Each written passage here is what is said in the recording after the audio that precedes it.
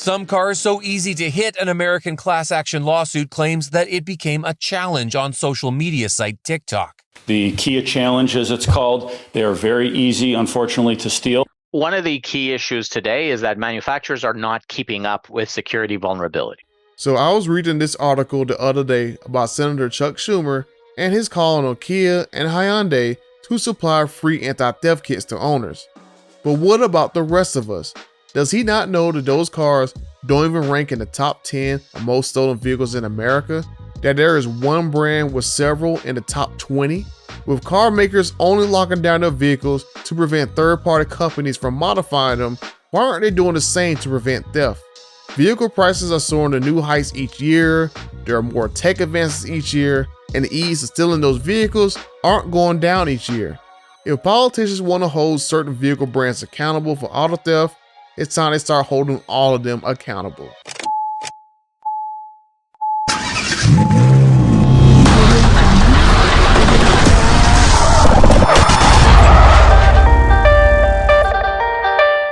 So when I was reading this article, I couldn't help but think, why? Why now all of a sudden a politician would care about car theft? As long as any Dodge owner can remember, our Challengers, Chargers, Durangos, and I'll throw the TRX in there as well, are very sought after vehicles, both legally and illegally. So while I applaud Senator Schumer for finally caring, this is something that should have been addressed a long time ago. Now reading from this article, I see this quote that this is a national crime based on defective or ineffective equipment in their cars. It needs to be fixed. It needs to be fixed right away. Any person with a phone right now can go to any Facebook group or forums and you'll see countless posts about Stellantis ineffective equipment in their cars, allowing thieves to steal their vehicles within seconds. Once inside, they access the $80,000 truck's computer. A short time later, they're gone. In a matter of 7 minutes, my vehicle was taken from me. Another method, a relay attack. Caught on video in York Region, a man catching a signal emitted from a key fob left by the door. He rebroadcasts it to the car, which starts a moment later.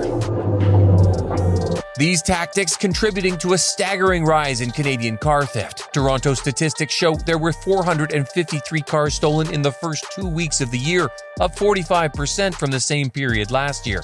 In the city, that's over 32 cars every single day. The security in a Challenger and Charger is so bad that thieves can simply roll a vehicle away with no special tools and strip it for parts. These aren't 40 to 50K Kias. These are $100,000 vehicles that we are talking about here. I'm not going to go into detail about how easy it is for these young teenage kids to steal one of these Dodge or Ram vehicles in seconds, but there should have been a vehicle security standard years ago. The government can mandate emissions, fleet fuel economy, and crash test standards, but we can't mandate certain security features. Back in 2008, President George W. Bush signed the Cameron Go Brazen KIA Transportation Safety Act that called on the NHTSA to issue a standard for improving visibility behind cars. And several years later, backup cameras are now mandatory. So why not do vehicle security as well? Auto theft is getting so bad that these guys are stealing vehicles from production plants. We've seen several times that thieves have broken into plants, especially in Michigan, and stolen Durangos, TRXs, Mustangs, and they just keep doing it over and over again. And then you see countless videos of these guys going to dealerships and stealing these cars very easily. The hits just keep on coming, especially at the Sterling Heights assembly plant, where the vehicles are made and stored. Overnight, 4 Ram pickups stolen. Last Thursday, 3 more Ram pickups and a high-end Jeep stolen from this Stellantis storage lot in Shelby Township. I think they're just as frustrated as we are. And here's why the thefts are happening at the manufacturing plants, car dealers, and car owner driveways. The thieves use a computer tablet, duplicate the key fobs, drive off within seconds. If police arrive on the scene fast enough, the high-end souped-up targeted vehicles have enough horsepower to outrun the cops. Sometimes the pursuits end up in crashes. But Chuck Schumer, on the other hand, this is what he wants to do. Senator Schumer wants KIA and Hyundai to provide support to owners whose cars have been stolen by supplying free anti-theft kits to drivers, developing a universal software fix for at-risk cars, and giving free steering wheel locks that can be easily defeated in a few seconds. And he also says Don't put this on the back of owners, Kia. Don't put this on the back of owners Hyundai. And the article goes on to say that recently Hyundai and Kia have announced a free software patch for 8.3 million vehicles. The patch will be installed for free on vulnerable models, but still, Senator Schumer said these companies need to be held responsible. These two car companies made a big mess and they have to clean it up, he said.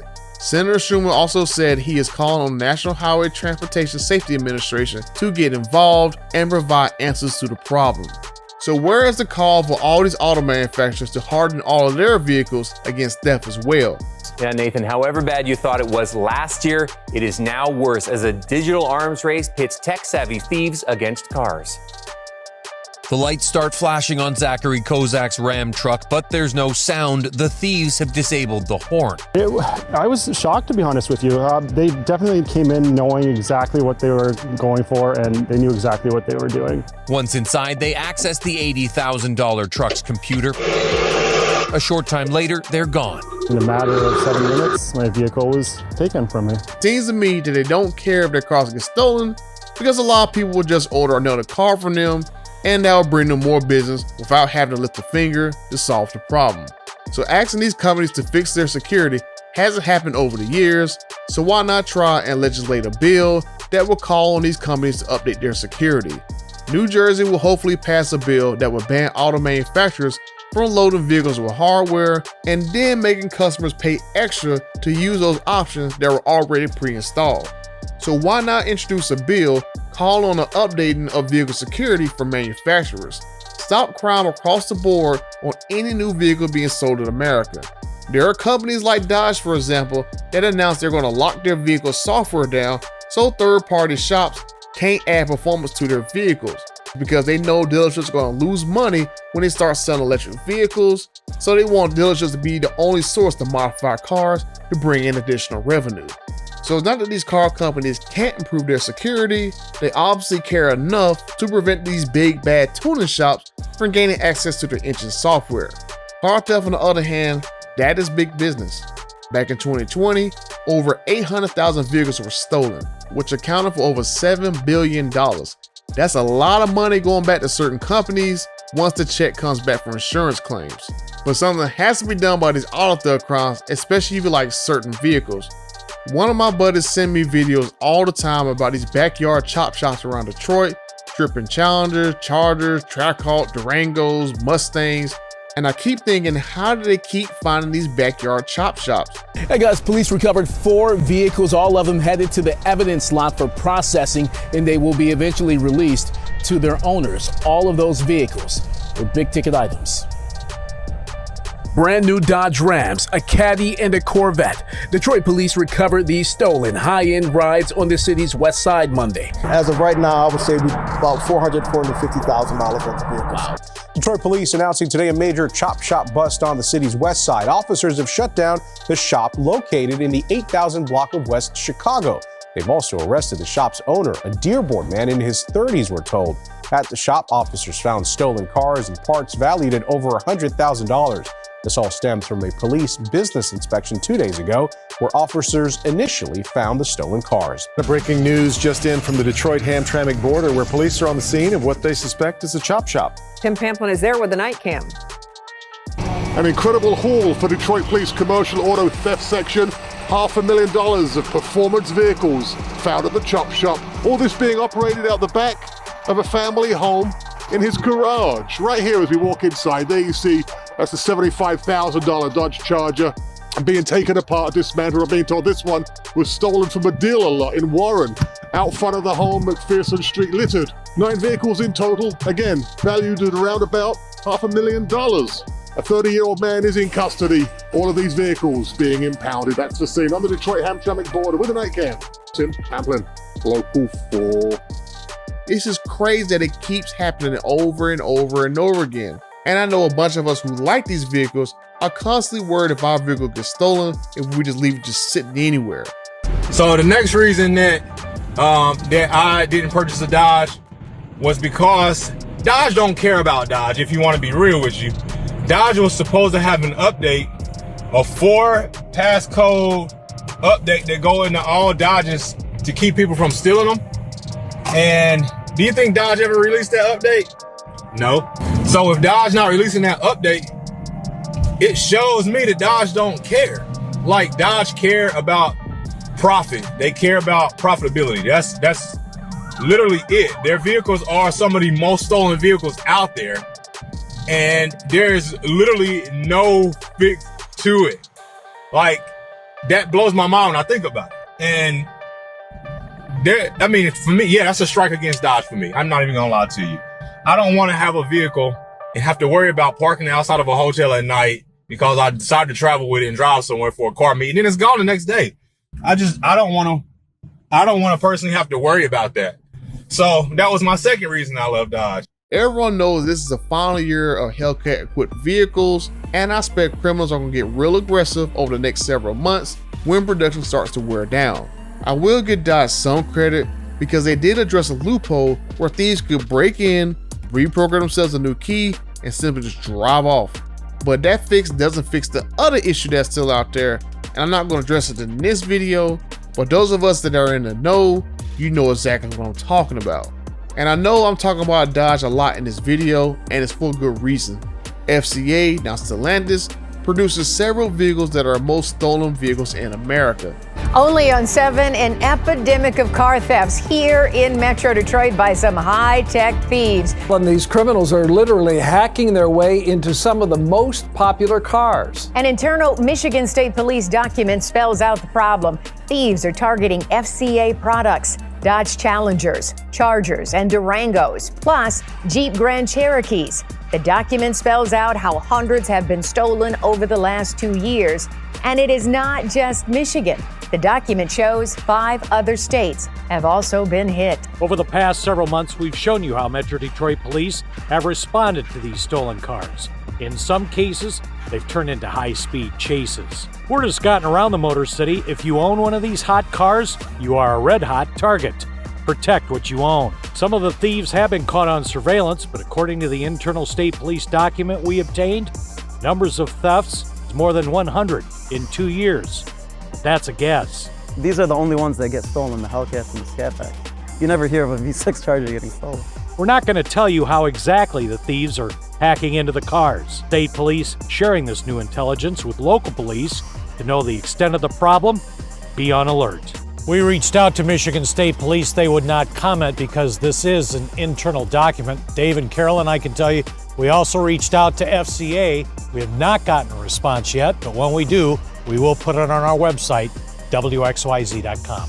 Live in Sterling Heights, Jim Kurtz, 7 Action News. A lot of customers of those vehicles are going to be looking for answers. Jim, thank you for the live report. Now, if you Google most lists about the most stolen vehicles in America, they usually show you a lot of early 2000s vehicles, which will be a lot of Hondas and pickup trucks that are the most stolen vehicles.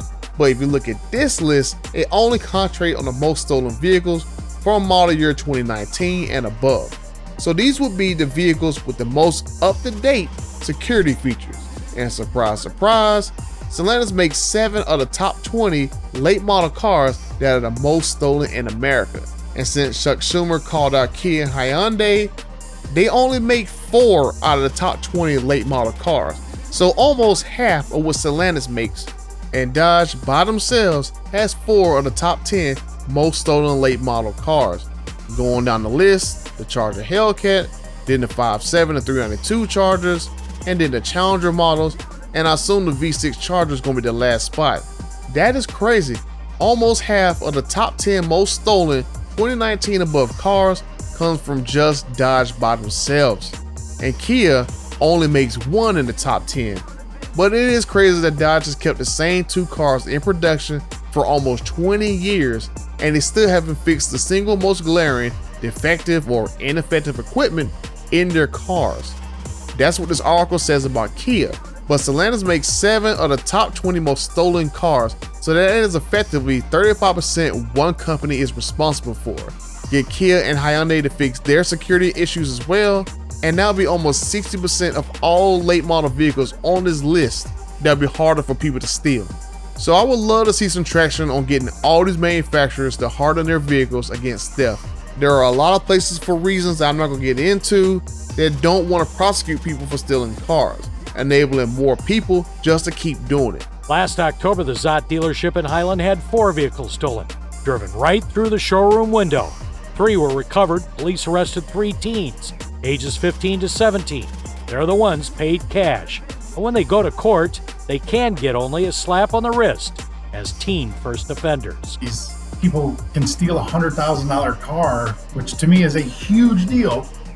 And they go before a judge and they say property crime, insurance, got the car back, and they're back on the street. So if you don't want to go after them, then I think a bill should be introduced to raise the bar on vehicle security.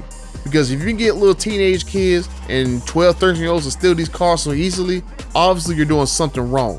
GM, Ford, and Stellantis all want to lock down their ECUs, so only companies or dealers they work with can modify their vehicles, but it's hard for me to believe that none of them can increase their security against theft. I recently did a video about Ford filing a patent to repossess your car if you miss a payment, but where is the patent to repossess a stolen vehicle from a criminal and a car driving away from them? Well, let me know what you guys think. Should there be action taken to harden these vehicles against crime? Should the manufacturers hold some responsibility for selling vehicles that are so easily stolen? If you found this video helpful, make sure you leave me a like and subscribe to the channel if you already done so. Grab some merch on your way out. And until the next video, I'm out.